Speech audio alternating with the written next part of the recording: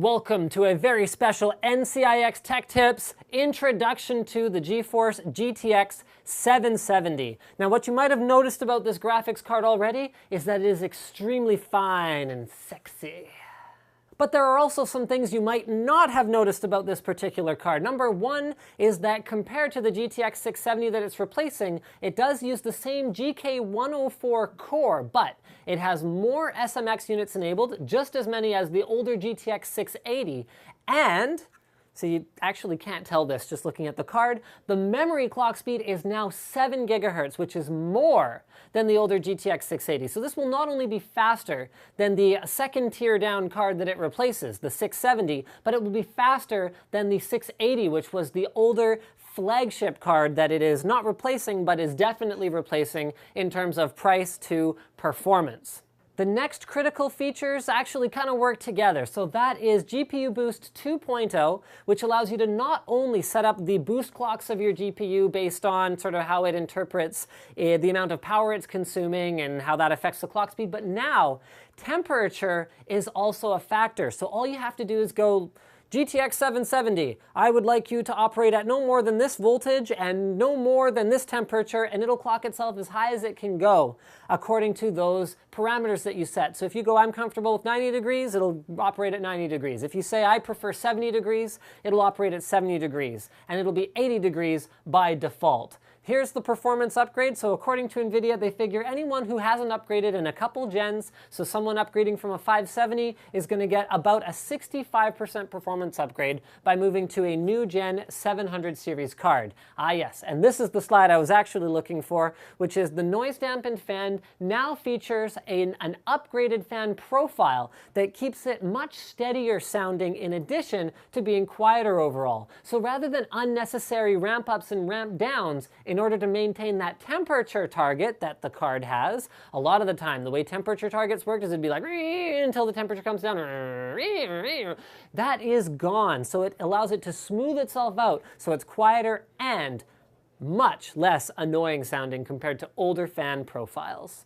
So while this isn't a flagship class card with an 8 in the middle of the product number, NVIDIA is positioning it clearly against the Radeon HD 7970 GHz edition, and from the figures that they've shown, it looks like it's going to be a pretty tight race. Not only that, but because the GTX 770 is based on the same GPU as the outgoing GTX 680, we are seeing some very interesting non-reference designs right here at launch. This is the MSI GTX 770 Lightning Edition card. It has a backplate, a custom PCB. It has a dual fan cooler. It is an absolute beast, and it overclocks like crazy. That was one of the things that I have observed in the past, is that the older 670 and 680 didn't overclock quite to the same degree as the 7950 and 7970, meaning that once you cranked everything up, they weren't as competitive as they were at stock. It looks like that may be a thing of the past, particularly with some of these aftermarket designs. Another thing that 770 does, and this is something that the entire GeForce lineup does, is it has built-in hardware that cooperates with the drivers to make sure that the frames delivered are not only fast, but also smooth. This is known as a way of controlling frame latency. So when you see a hiccup or a stutter in your game, that's caused by frame latency, and the overall frame rate and performance of the card might be just fine. So particularly SLI versus Crossfire, GTX 770 is going to deliver a smoother experience in terms of frame latency, even if that's not necessarily reflected by the FPS numbers recorded by Fraps.